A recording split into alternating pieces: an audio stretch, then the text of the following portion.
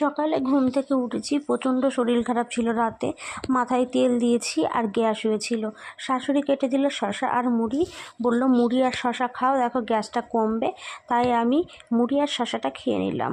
তারপর দুপুরের খাবারটা খেলাম। দুপুরের খাবার ছিল লাউ সেদ্ধ, আলু সেদ্ধ, নিম বেগুন, লতি, লেবু আর একটা রুই মাছ ভাজা। খাওয়াটা ভালোই ছিল, সেদ্ধ দিয়ে আমি ভালোই খেতে পারি। খাবারটা খেয়ে সঙ্গে সঙ্গে চলে গেলাম কৃষ্ণনগরে ছবি তোলার জন্য।